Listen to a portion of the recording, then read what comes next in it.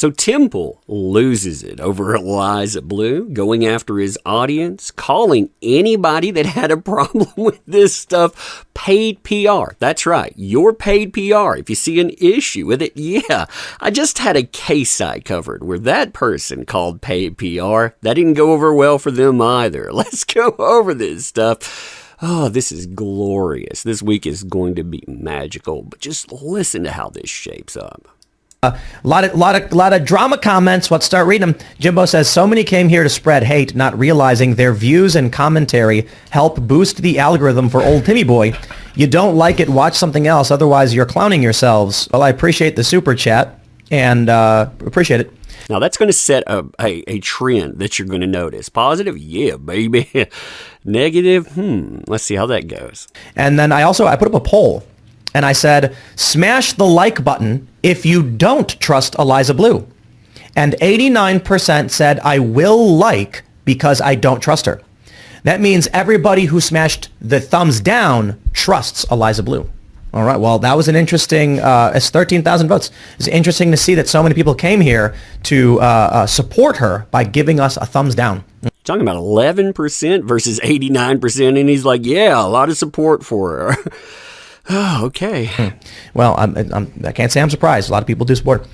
Scroats McGoat says, last night as a member, if Tim doesn't disavow Eliza tonight, get the out, Scroats McGoat. You can cancel right now and see you later. You will never wave money in my face and make me disavow anybody, especially someone I care so little about, Eliza Bleu. She's been on the show 2 times. If you're going to cancel, She doesn't matter, by the way. They're just doing a multi-part series. They embedded a writer with them. They tried to throw quartering under the bus. But Eliza Bleu doesn't matter. Remember that, folks. Doesn't matter at all. I won't do what you say. You shouldn't have been here in the first place. Bye-bye. Don't let the door hit your ass on the way out. All right, what else do we got? DJ Zeno says, unsubbed on members only after over a year. Here's $5 FU for, I'm pretty bummed. Thought you stood against censorship. Hope you change. See you later, buddy. Look, sad to see you go, but I will never cater to a mob. And that's it. End of story. Eliza Bleu is not important. She's not important to me. She's not a member of Congress. She doesn't enact policy. She is a low-tier internet personality that for some reason people are desperately obsessed with, and I literally don't care. You cared enough to have her on. What? How many times? 2. That's right. You had her on your show there. You brought her up online. You felt, again, you needed to embed somebody, but you just don't care. I mean, you're totally over it, right?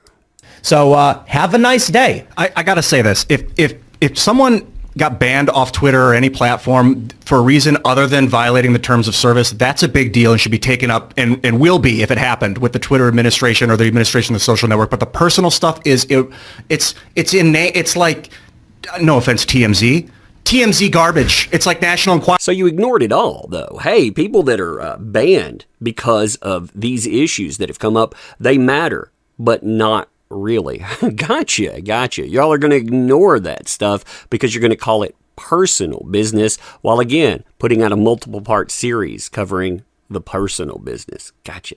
I mean, if you like it, oh God. But there's a lot we can build. This show that had Kanye and everyone else on, they're above the drama though, right? I don't care if people care about this stuff. They're allowed to. But like the idea that people are going to come here and threaten, like, I will cancel my membership because you're not talking about someone no one ever heard of. It's like, dude, I get that you know who she is. But you know what's funny about Jack Murphy and Eliza Bleu is that here's what happens. People ask questions about these personalities. And I know most people listening are like, I have no idea who these people are. And that's exactly. Jack Murphy was actually built up by this platform, too. He got a lot of money out of people connected to this platform. So that, yeah, you have an obligation, I think, personally, when it comes to trust. Again, you may not know who those people are when you bring them on. I don't fault you for that. But once there's a problem, yeah, maybe you should tell people not to financially support this disaster. Exactly it. We had about 40,000 peak concurrent viewers. We get, 300 to 500,000 video viewers plus 100,000 on the podcast, and then about 1 million across the clips. And the people who watch have no idea what the people in the chat are talking about when it comes to Eliza Bleu or Jack Murphy. In fact, John... They do now. They're going to be looking it up now, and they're going to see all the commentary about Tim. Thanks, Tim. That's funny. Do you know who Eliza Bleu is? The only reason I knew is because I saw you guys talking about it one time. One time we mentioned... I never learned about her organically, no. So after that, would you like to learn more? If you did, would you have a problem with everything that went on? So what I think is going on, to be completely honest, is that the people who are claiming they hate her are actually probably a paid reputational firm to promote her. So that's why I brought this up last week. There are companies you can hire that will spam the internet to generate buzz and attention for you. There's no such thing as bad press.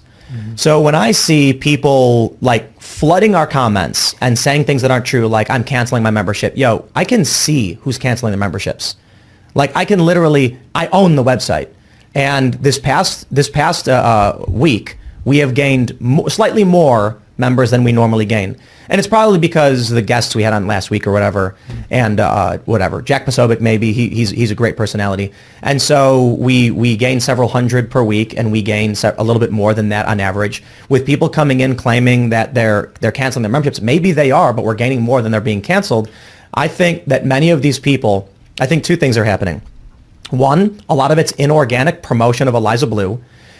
A ton of content flooding the internet, bringing up a personality no one's ever heard of, makes her instantly famous to even the likes of, 9-time Grammy nominee John Rich, who's not heard of her.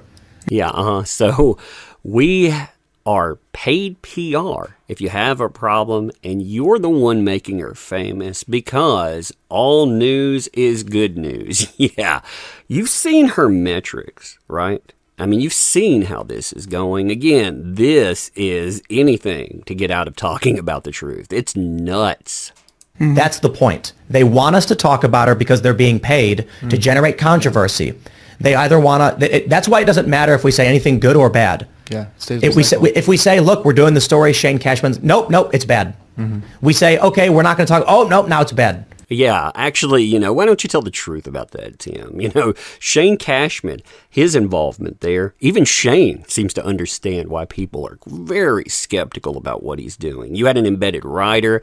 You said you didn't know anything about this. That pops out, so you did. In fact, you had somebody that was directly embedded with this person, but then they change up their story. They change up the whole thing to tell you, hey, I saw the controversy. Yeah, it seems like a mixed message, right?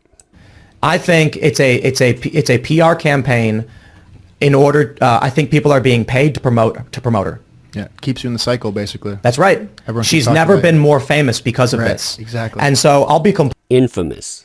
There's a big difference. Completely honest with the Shane Cashman story. I told Shane Cashman I didn't want him to do the story because he went from profiling Ye to Carrie Lake and now to a low mid-tier internet personality over that I just think the next he was supposed to be interviewing Andrew Tate. We reached out to Tate. As Shane mentioned, this may kill the story, and Tate said yes. And so we were like, this is great. Shane writes tremendous work. I said I don't think he should do it because clearly they're trying to promote Eliza Bleu. That's what this whole thing is about. She's never been more famous. Yeah. And I think it's beneath him. No, she needed a puff piece, and you guys gave it to her. That's what it is. Part one is a puff piece. We'll see what comes after, but part one, it was a whole lot of words that said a whole lot of nothing. But he said, look, man, I really, really want to dig in and do the story. It's 80,000 words. It's massive. And I'm like, look, man, you do your thing. I'm not going to tell you what you can or can't. 80,000 words. He wrote a novel on it. Right. I trust you. At Timcast, we don't tell people they have to say something. They can't say things. Someone wants to post offensive memes on social media. I'm not going to fire them over it. Shane comes to me and says, "Is the story I got to tell?" I say, "You do your thing." But I'm telling everybody who's who's listening and doesn't know who this is. I will just explain. Right now, there's a massive campaign from high-profile personalities to promote and make Eliza Bleu famous. She has stated she wants to be famous, even to Shane Cashman, and so they're coming and spamming us with comments to force us to talk about her like we are right now to make her more famous. Yep. It's working, and I was like, let's not go anywhere near this because someone's getting paid. It's a PR stunt, and it's working. Yep. There you go, guys. I've addressed it. Have a nice day. And then all of these other people who I know, like who have been members of this channel are saying like, why won't you get on board? Bro, you are walking right into a PR game. I talked about how they do this. They're called reputation management firms. You go to them and you say, how much money to make me a star? And they'll say, we're going to do a two-front thing. We're going to say you're fighting a good fight, but you got controversy. That way we get you on both fronts. People will defend you. People will oppose you. And this will result in high-profile outlets. The Daily Beast will write about you. You're going to get a bunch of, grifter channels are going to start talking about you, drama channels, big YouTubers. We will make you famous, and it'll cost you $100,000. And there you go. Congratulations. That is so absurd. She got caught misusing the system that is in place. The system that people like Tim Pool have boosted up when it comes to Twitter. This is 100% trying to move that goalpost and trying to say that it's about something else. I, for one, find that to be, it's insane. But to say people are paid for, Everybody, you did exactly what the money paid for, and here we are addressing it just for you. Yeah. Look how mad he is because he has to cover something like that. Who's getting paid, buddy? Who's getting paid? Anyway, I thought I would show this to you. I thought it was excellent, too. Like I said in a live stream, covering the article from Shane Cashman. 80,000 words, by the way. A lot to come.